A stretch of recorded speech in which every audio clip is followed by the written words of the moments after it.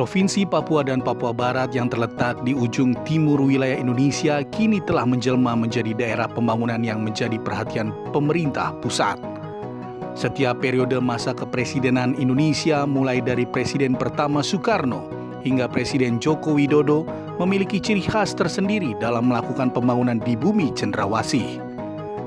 Tentunya hal tersebut tidak terlepas dari goodwill dari pemerintah pusat untuk membangun Papua dan Papua Barat dengan sungguh-sungguh. Pada masa pemerintahan Presiden Joko Widodo, mulai dari periode pertama hingga saat ini, sudah banyak yang terlihat jelas pembangunan di Papua.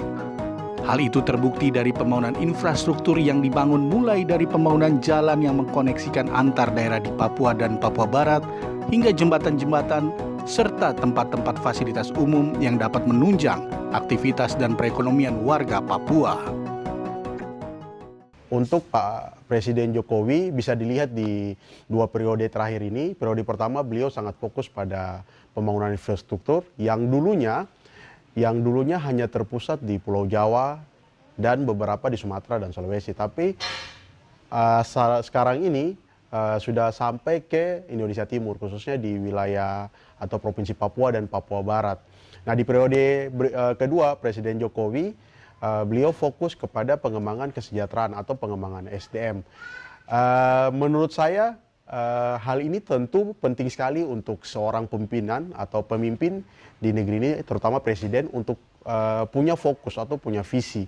Dan hari ini Papua tidak hanya membutuhkan pembangunan infrastruktur tanpa ditunjang dengan pembangunan SDM yang signifikan. Pada masa pemerintahan Presiden Jokowi saat ini, pendekatan kesejahteraan menjadi hal penting untuk mewujudkan Papua damai dan makmur. Presiden Jokowi kini menyentuh kearifan lokal dalam menerapkan pendekatan kesejahteraan agar setiap masyarakat Papua dan Papua Barat dapat merasakan pembangunan yang dilakukan pemerintah pusat saat ini. Presiden Jokowi kini telah menyentuh sektor-sektor real yang selama ini kurang terperhatikan, sehingga seringkali ada miskomunikasi dan mispersepsi dalam melakukan pembangunan di Papua dan Papua Barat. Dengan data yang kuat dan dilakukan secara komprehensif, Presiden Jokowi pada periode keduanya kali ini berusaha untuk membangun ekonomi warga Papua dan Papua Barat yang berkesinambungan, sehingga dapat mandiri secara ekonomi. Selain itu, para pemuda Papua dan Papua Barat kini diberikan ruang yang besar untuk membangun daerah mereka sendiri, sehingga dapat dijadikan kader untuk membangun daerahnya sesuai dengan kearifan lokal yang ada. Nah, yang dilakukan oleh Pak Presiden hari ini bukan hanya melakukan pendekatan kesejahteraan, tapi juga menyentuh pada sektor-sektor yang real, di mana menyesuaikan pada kearifan lokal masing-masing daerah. Misalnya di Serui, salah satu kabupaten di Papua, yang di sana yang didorong adalah pengembangan rumput laut, perikanan, bukan sebaliknya mendorong komoditi-komoditi yang banyaknya ada di gunung, misalnya kopi yang seperti di Paniai atau kopi tium di daerah Pegunungan Tengah. Bukan berarti Serui tidak ada kopi, tapi porsinya lebih kecil dibanding dengan sektor pertanian. Nah, menurut saya pendekatan kesejahteraan yang dilakukan oleh Pak Presiden ini based on data, based on penelitian yang dilakukan secara holistik atau komprehensif, sehingga programnya tidak hanya untuk disburse anggaran atau menghabiskan anggaran, tapi kemudian program-program ini dia harus sustainable, berkesinambungan, supaya ketika kita tidak lagi kasih bantuan kepada masyarakat, masyarakat ini sudah mandiri secara finansial, terutama secara ekonomi. Yang paling penting sekali adalah pelibatan anak-anak muda dalam mendorong atau mempercepat pembangunan kesejahteraan di tanah Papua. Dan tidak dapat dipungkiri, pembangunan di Papua dan Papua Barat saat ini tidaklah berjalan mulus. Sejumlah kendala dan tantangan bagi pemerintahan Presiden Jokowi tetap ada saja, mulai dari isu HAM, politik keamanan hingga pemerataan ekonomi. Meski demikian, tekad Presiden Jokowi dalam mensejahterakan masyarakat Papua dan Papua Barat sudah bulat. Dibuktikan dengan digelontorkannya dana otonomi khusus Papua dan Papua Barat dengan jumlah yang cukup fantastis yang mencapai triliunan rupiah.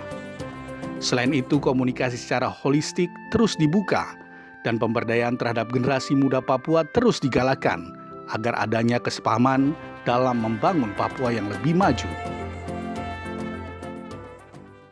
Saya tantangan Pak Presiden hari ini adalah bagaimana membangun komunikasi yang holistik, tidak hanya melibatkan tokoh-tokoh agama, pemerintah, tapi juga bagaimana Pak Presiden harus mampu memberikan ruang kepada anak-anak muda untuk juga ikut berkontribusi dalam mengkomunikasikan maksud-maksud dari pemerintah. Sehingga pembangunan ini yang dilakukan oleh Presiden Jokowi, menurut saya dia harusnya bisa dengan cepat paling tidak menyelesaikan masalah ekonomi dan pendidikan yang ada di tanah Papua. Terus saya berharap bahwa orang-orang di Papua maupun Papua Barat harus merdeka dari kemiskinan, harus merdeka dari kebodohan, harus merdeka dari kelaparan, harus merdeka dari gizi buruk, hal-hal yang selama ini tidak menjadi concern kita, tapi kemudian ini menjadi sangat penting sekali untuk kehidupan bermasyarakat di Papua. Nah, bagi saya apa yang dilakukan oleh pemerintah hari ini menurut saya sudah cukup optimal. Itu bisa terbukti dari 2001 sampai hari ini kita sudah menghabiskan otsus sekian puluh triliun, dan ini akan ada lagi otsus plus yang kemudian ini berharap tidak lagi terjadi seperti tahun-tahun sebelumnya. Harapannya masyarakat juga ikut terlibat dalam menyusun, bahkan mengeksekusi dan mengevaluasi setiap program-program pemerintah, baik di pemerintah pusat, pemerintah daerah, baik di provinsi maupun di kabupaten. Dan anak-anak muda, saya berharap porsinya akan sangat lebih besar lagi, karena di 2040 sampai 2050 akan ada bonus demografi di mana anak-anak muda hari ini akan menjadi pemimpin. Anak-anak muda di Papua dan Papua Barat harus sudah siap menghadapi persaingan di 20 hingga 30 tahun mendatang.